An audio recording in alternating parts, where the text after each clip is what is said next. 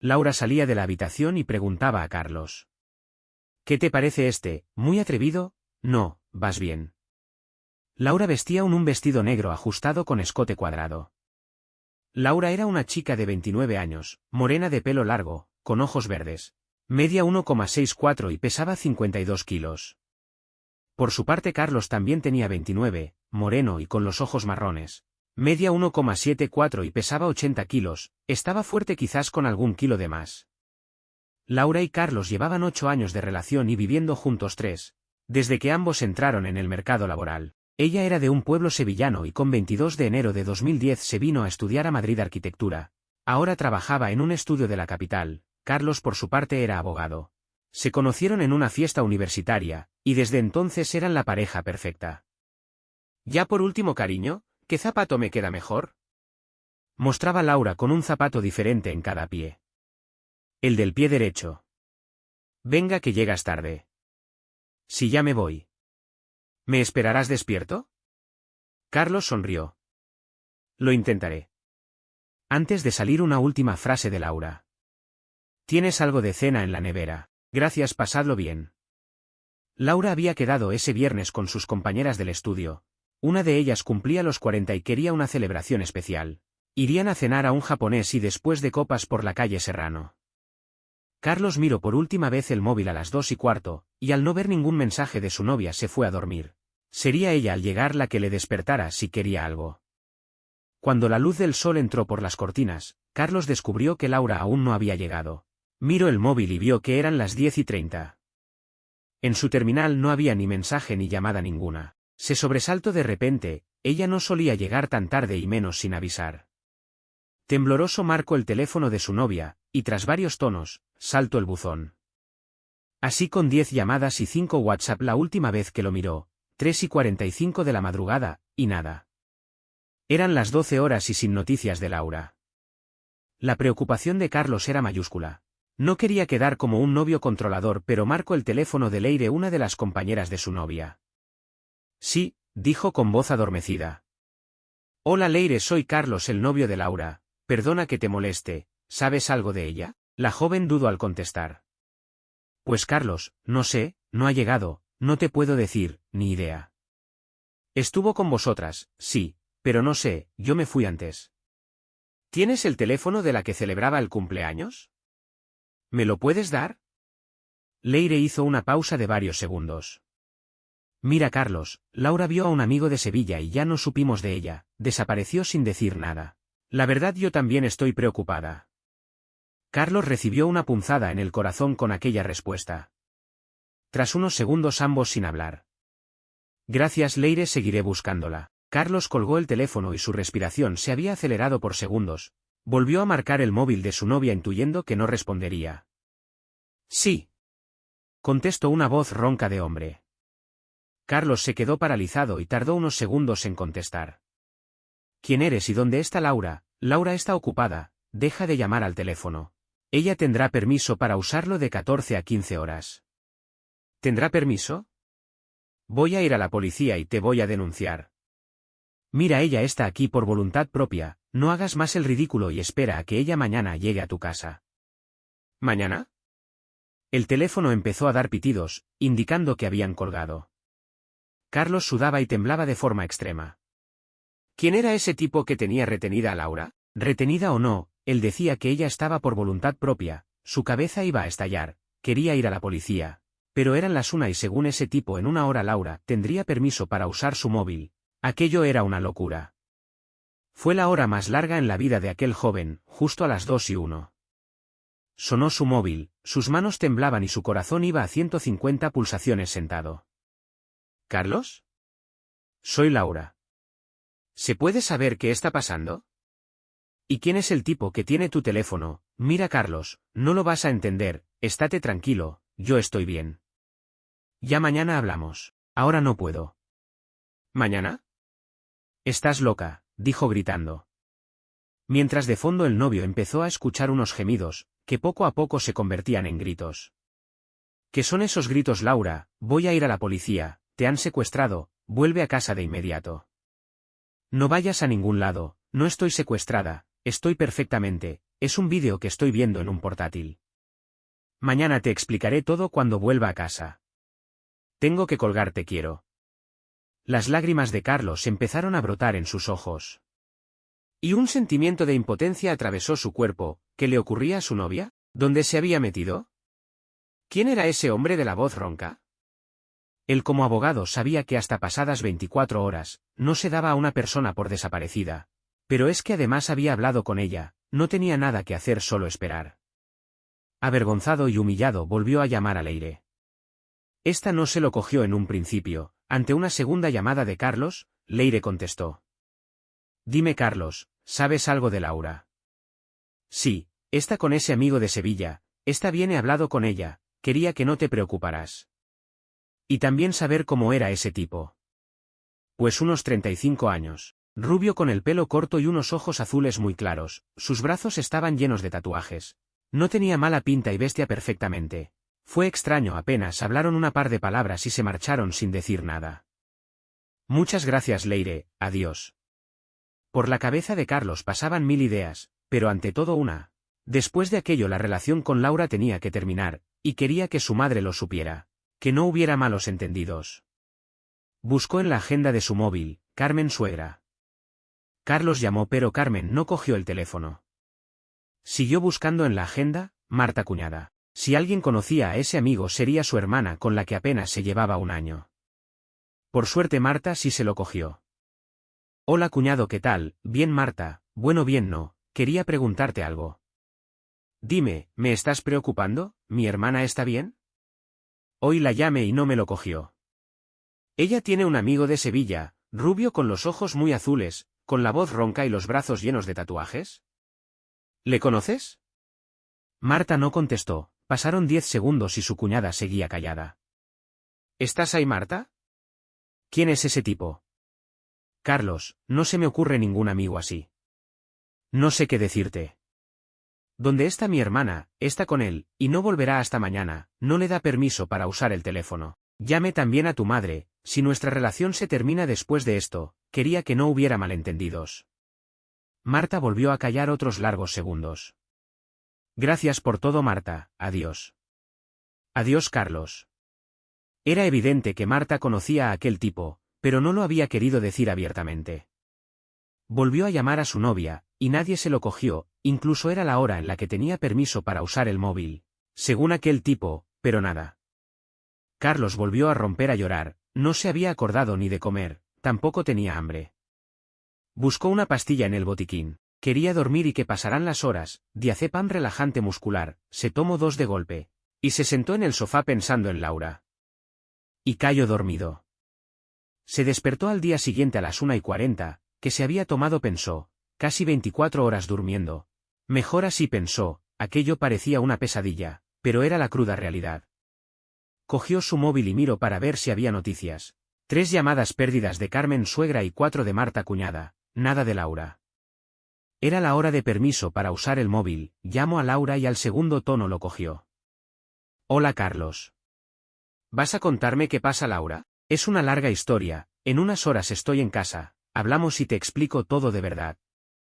¿A qué hora vienes? Me dejan salir a las 6. ¿Te dejan salir? ¿Pero dónde estás? Laura, ante los gritos de Carlos, colgó inmediatamente. Se volvió a tumbar en el sofá y se preparó un sándwich que apenas empezó y terminó en la basura. Carlos buscaba en los cajones de Laura, alguna foto o recuerdos de ese tipo, pero nada. En sus fotos antiguas no estaba, volvió a llegar al sofá y aún las pastillas tenían su efecto. Durmió de nuevo hasta que el sonido de la puerta le despertó. Fue corriendo desde el salón hasta el pasillo de entrada y allí estaba su novia, la esperaba demacrada. Despeinada y con ojos de no dormir, pero no fue así, estaba preciosa. Su pelo largo estaba limpio y bien peinado, maquillada y con un collar negro ajustado en su cuello. Sin embargo, Carlos estaba fuera de sí. Cuéntame dónde has estado ahora mismo. Gritó Carlos sin importarle que los vecinos lo oyeran. Laura se sentó en el sofá, respiró hondo y comenzó. No me interrumpas, por favor. De esto hace 10 años aproximadamente, era 2008, yo tenía 19 años. Mi hermana 18 y mi madre 39, vivíamos en el pueblo de Sevilla donde nos criamos. Un día se presenta uno del banco en casa, estábamos las 3 allí. El del banco nos explicó que mi padre había rehipotecado la casa y había falsificado la firma de mi madre para pedir otro préstamo personal de 40.000 euros. En un mes teníamos que abandonar la casa. Nos la quitaba el banco, y del personal no se había pagado ni una cuota, nos dejó allí los papeles y se marchó. Imagina la sorpresa para nosotras. Las tres teníamos idealizado a mi padre, que pensábamos que iba de casa al trabajo y del trabajo a casa. Cuando entró mi padre por la puerta, mi madre lo quería matar, no negó nada. Solo dijo que había empezado a jugar, y que el juego le había destrozado la vida. Nos pidió disculpas y se marchó. Nunca más hemos sabido de mi padre, eso ya lo sabes. Teníamos un mes para buscar una casa y ni un solo euro ahorrado y encima con deudas. Al pueblo había llegado un joven, su nombre era Javier, vivía en la casa del coronel, la casa más grande del pueblo. Estaba a las afueras, era enorme, sus padres habían fallecido jóvenes hacía poco tiempo en un accidente. Él era profesor, pero tras la muerte de ellos se cogió una excedencia y se vino a vivir allí. Era distinto al resto de gente del pueblo, él tenía 27 años, pero había viajado por medio mundo. Era experto en artes marciales, meditación, yoga y 1000 cosas más que allí en el pueblo nadie conocía. Todo el pueblo sabía que él tenía mucho dinero. Mi madre, desesperada, fue a hablar con él 2 días antes del desahucio. Había pedido ayuda a todo el pueblo y nadie nos miró a la cara. Su familia la dejó de hablar cuando con 20 años se había quedado embarazada 2 veces. También se rebajó con ellos y nada. Pero Javier nos acogió. Mi madre le pidió ayuda un martes y al día siguiente estábamos viviendo en la casa del coronel. Se llamaba así porque su padre pertenecía al ejército. ¿Así sin más?, preguntó Carlos. No, sin más no. Puso condiciones. La casa nos la quitaron al día siguiente, y él se hizo cargo del préstamo personal de 40.000 euros. En ese momento por lo menos no teníamos deudas con el banco. Pero sí las adquirimos con Javier. Mi madre trabajaría para él en la finca, limpieza, comida, ropa, y aparte buscaría cualquier trabajo que saliera, él se quedaría con su sueldo íntegro. Y mi hermana y yo podríamos seguir estudiando, él pagaría todos nuestros gastos. ¿Y el qué quería a cambio?, dijo Carlos. La joven tardó unos segundos en contestar a su novio. Nuestro cuerpo, nuestra mente, todo le pertenecía a él, el de las tres. Podía hacer con nosotras lo que quisiera hasta que él decidiera. No tuvimos opción y aceptamos, las tres estábamos de acuerdo. La cara de Carlos era un poema, por eso su cuñada Marta había sido tan ambigua. ¿Por qué no me has contado eso antes? Con 19 años lo experimenté con él, y sí me gustó mucho, pero lo asocio solo a él. ¿Y por qué no me habías contado nada? ¿Tus gustos? ¿Tu vida? ¿Esa historia? Porque pensé que todo había acabado. Las tres prometimos no volver a tocar nunca este tema. Después de 10 años no imaginaba volver a verle, no sabía si estaba vivo incluso. ¿Pero tu madre vive ahora con tu hermana en un piso en Sevilla? No, en el pueblo. ¿Qué ocurrió? Una amiga mía del pueblo, Clara, le gustó la vida que teníamos. Ella tenía 20 años como yo. Era rubia y delgada, hija única y caprichosa. A nosotras no nos faltaba de nada, nuestro nivel de vida era una pasada, ropa de marca, salir, estudios, viajes, coches. Su abuelo fue coronel con el caudillo, y su padre también tenía carrera militar. Tenían casas en Salamanca, Santander, Madrid, Sevilla y Zaragoza, en los sitios donde habían tenido destino. Solo podíamos estar con él y con quien él decidiera. ¿Con el que él decidiera? No me lo puedo creer, sigue Laura. La cara de Carlos era un poema, no daba crédito al relato. Clara pidió vivir con nosotros, tras una bronca con sus padres se fue de casa. Javier la aceptó. Para ella aquello fue uno más de los caprichos de Clara y a los 6 meses volvió a casa de sus padres. Estos contrataron un abogado y le denunciaron a Javier y ella en el juicio un año después. No se atrevió a testificar contra sus padres y lo hizo contra Javier, fue condenado a 20 años de cárcel. ¿Y vosotras? ¿En qué situación quedasteis? No teníais dinero, no, él se portó con nosotras como nunca nadie antes, él conservó todas sus propiedades. Pero puso a nombre de mi madre la casa del coronel. Él tampoco quería volver a ese pueblo nunca más como nosotras, el pueblo se puso de parte de Clara y su familia. Allí somos unos apestados. Mi madre la vendió y ganó 1,5 millones de euros del año 2010, compró 2 pisos en Sevilla. Uno para ella, otro para mi hermana, y yo le pedí que me comprara uno en Madrid. Quería estudiar aquí y empezar de cero. Mi madre, mi hermana y yo empezamos una nueva vida, él nos dio un futuro mejor a las tres. Nos liberó, nos ordenó no ir a verle a la cárcel y aceptó pagar su pena en soledad. Hasta ayer, que le volví a ver y reclamó lo que es suyo. Carlos permaneció callado e inmóvil un rato, y rompió a llorar. Laura le abrazó y sus ojos se llenaron de lágrimas también. Y ahora que Laura, no lo sé Carlos, no sé qué decirte. ¿Y desde el viernes qué ha ocurrido? ¿Vas a contarme? Preguntó Carlos de forma inocente. Ella no contestó. No quiero hacerte más daño. Y ese collar, significa que le vuelvo a pertenecer. Un grito de llanto salió de Carlos retumbando en las paredes de la casa. Cuando se recompuso el joven acertó entre suspiros a decir. ¿Y ahora cómo queda lo nuestro? Podemos seguir viviendo aquí los dos, esta vez no me ha pedido exclusividad. Carlos exclamó con ira. ¿Y crees que yo voy a aceptar algo así? ¿Tú piensas que soy imbécil? Yo te quiero Carlos, pero lo de Javier es una obligación. Yo puedo compaginar ambas cosas, pero entiendo tu postura. Carlos miraba al suelo, callado, humillado y con lágrimas en los ojos por las palabras de su novia.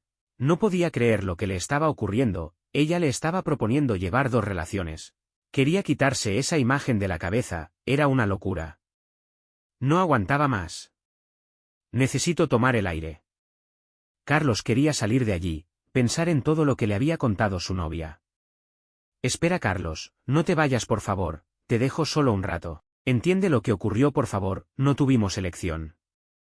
Ponte en el lugar de las tres. Levantó su mirada secando sus lágrimas y la miró como desaparecía hacia la habitación. Carlos no aguantó más aquella humillación, cogió su coche y se puso a conducir sin destino. Paró en una vía de servicio a las afueras de la ciudad y se puso a golpear el volante con violencia. Fue mirando su móvil, veía pasar las horas, mientras llegaban mensajes y llamadas de Laura que no respondía. A las 4 de la madrugada volvió a casa y se quedó dormido en el sofá. El sueño apenas le duró un par de horas, abrió la puerta de la habitación dejando la luz del salón encendida.